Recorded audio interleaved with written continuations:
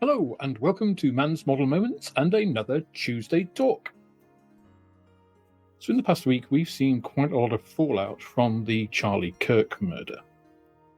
Now, I don't really want to get into the politics of Charlie Kirk, or whether you're for him or against him.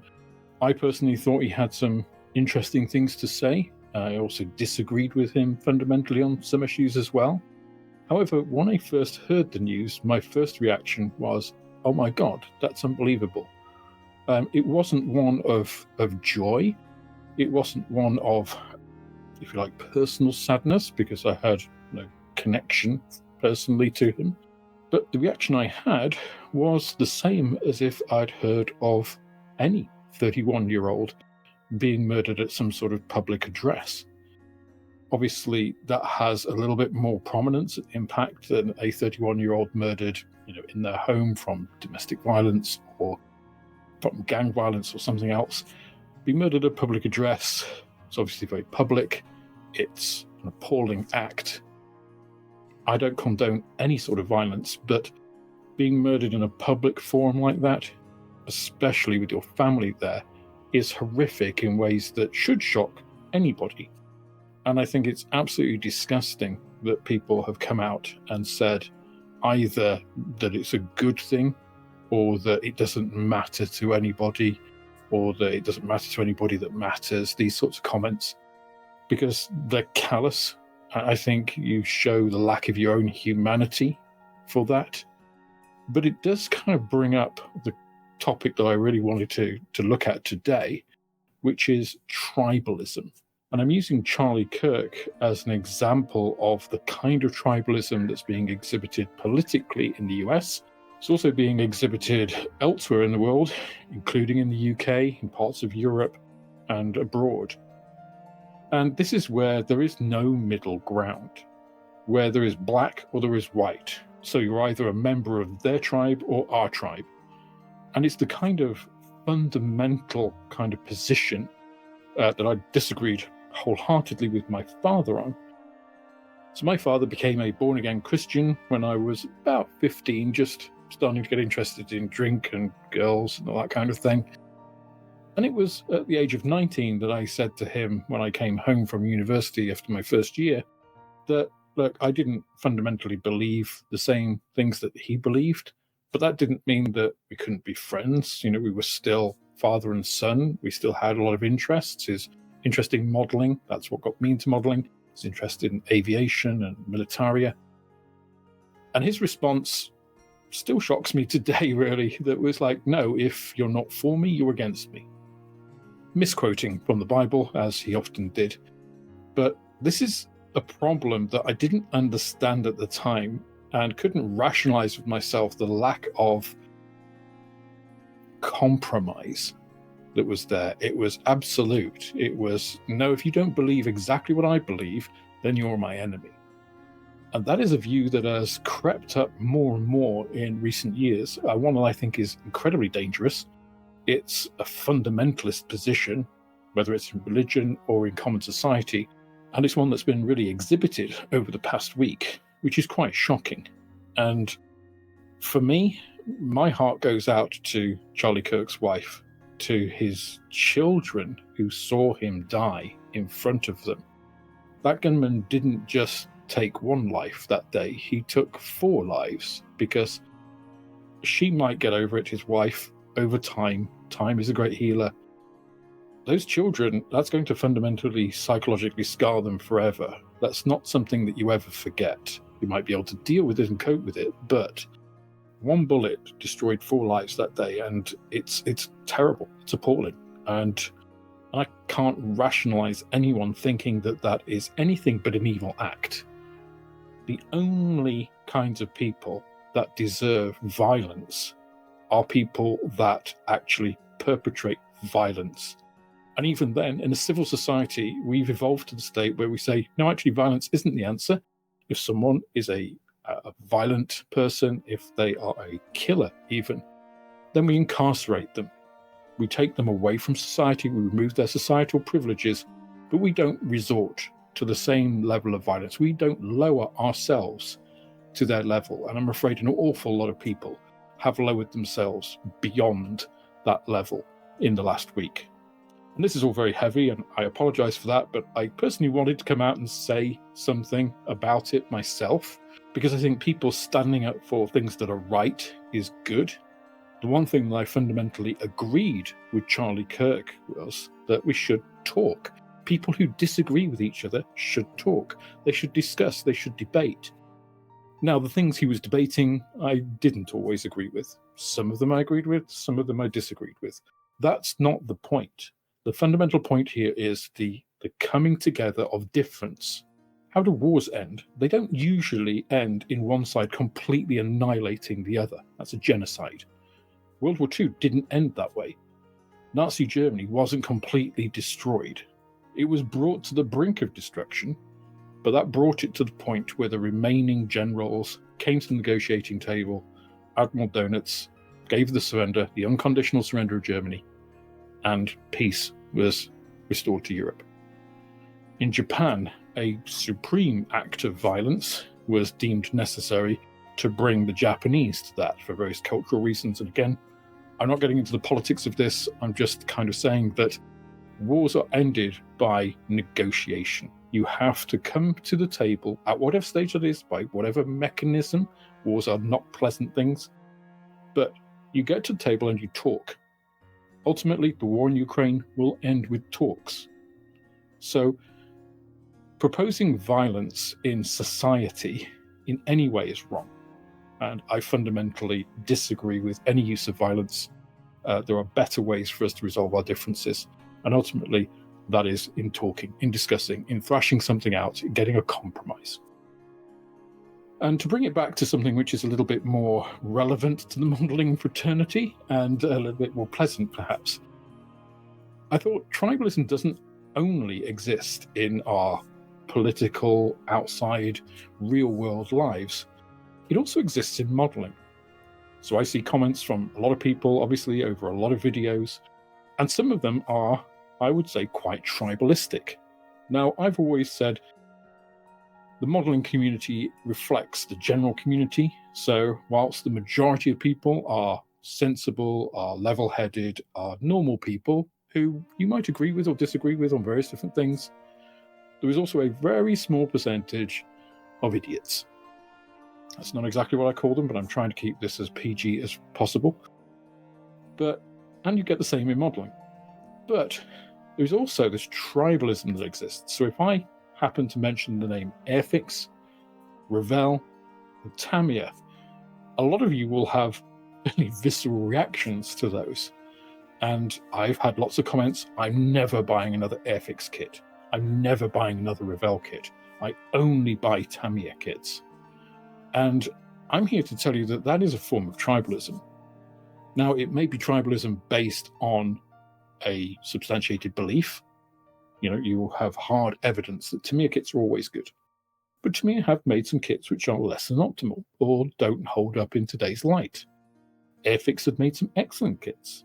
Ravel have made some excellent kits. Both of those companies have also made absolute stinkers. Both of them have made kits which are really too expensive.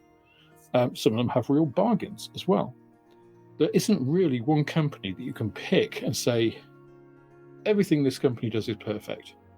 And tribalism is that kind of thing where everything that one company does is good or bad. There is no grey area. And you do come across that quite a lot in modelling. People that say RLM2 was only this colour.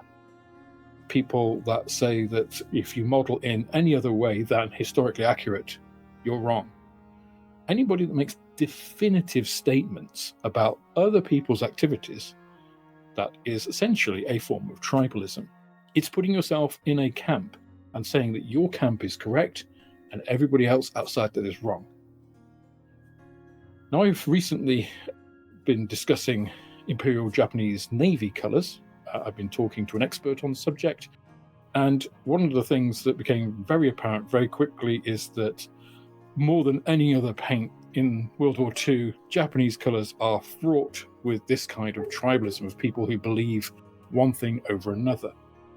When In reality, of course, there are shades of grey, and people who acknowledge that generally are the ones that you want to listen to. The ones that say, well, what we believe is this, or what we've gleaned from current artifacts is that. But actually, artifacts 80 years old aren't going to be the same colours that they were originally painted in. These documents may have been produced, but people may not have followed them.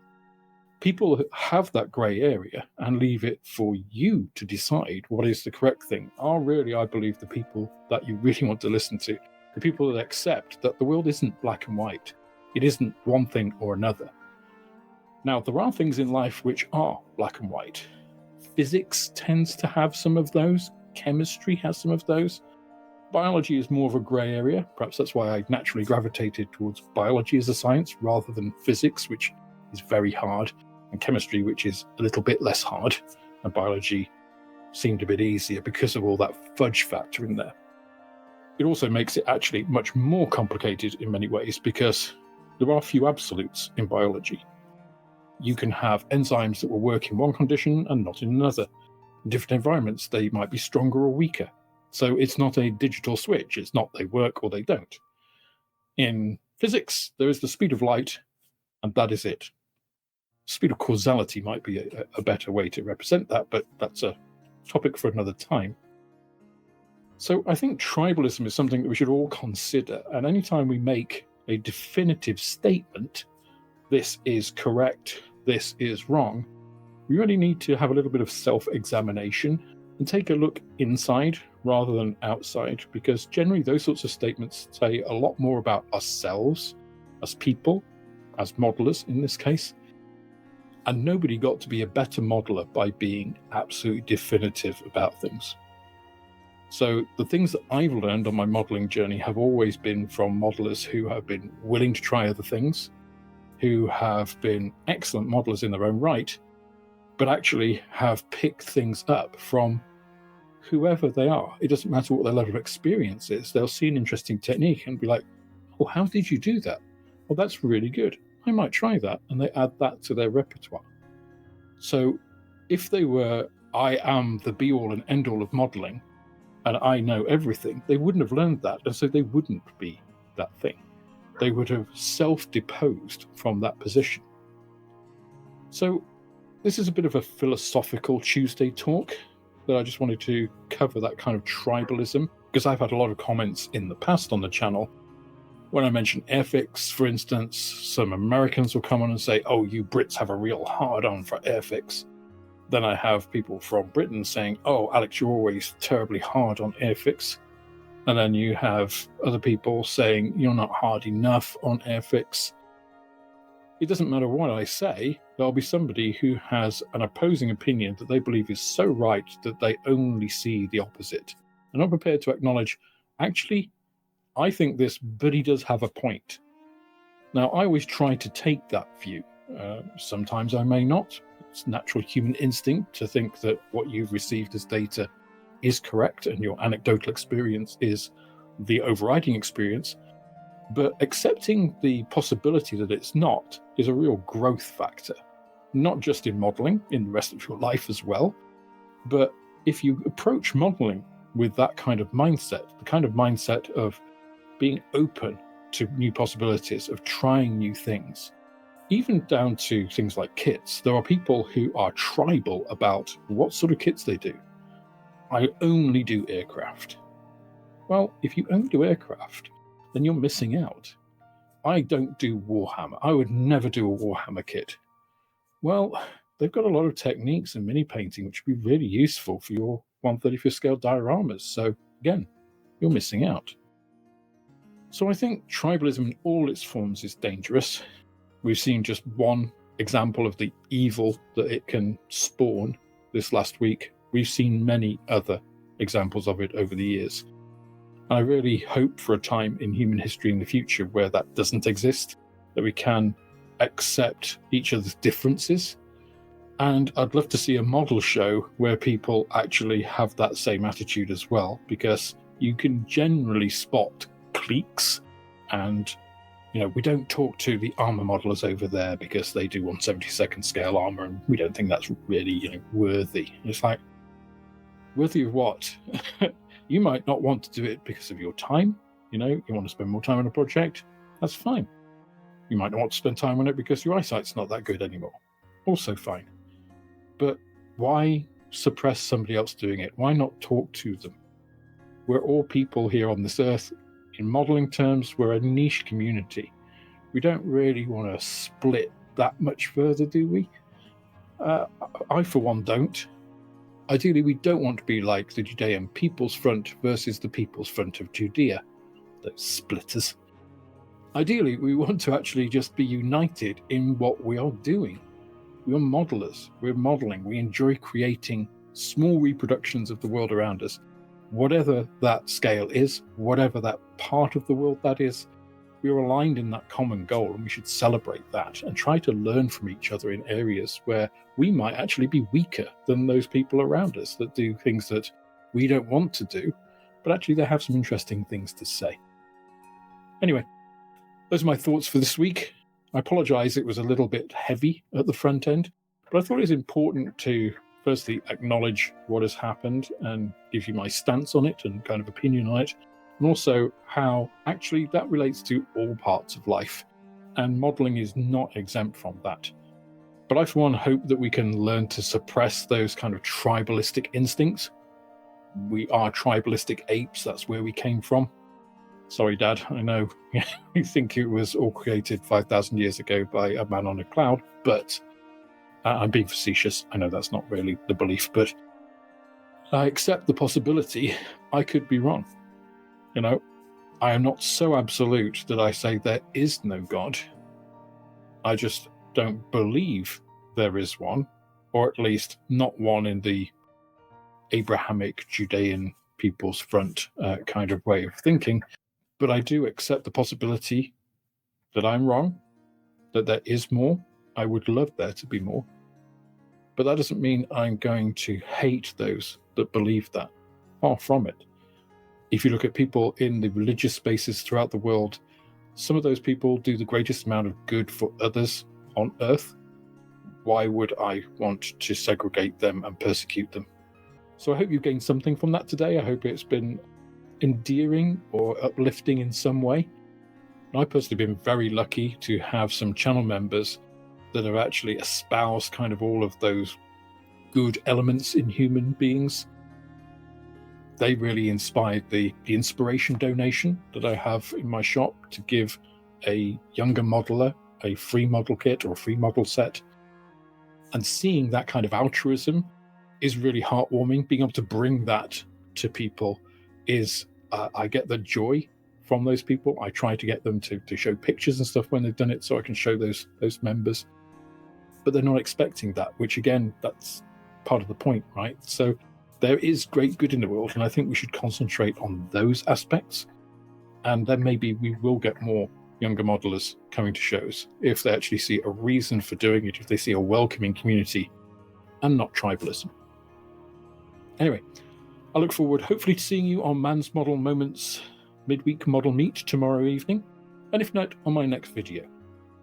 Thanks for joining me. Bye now.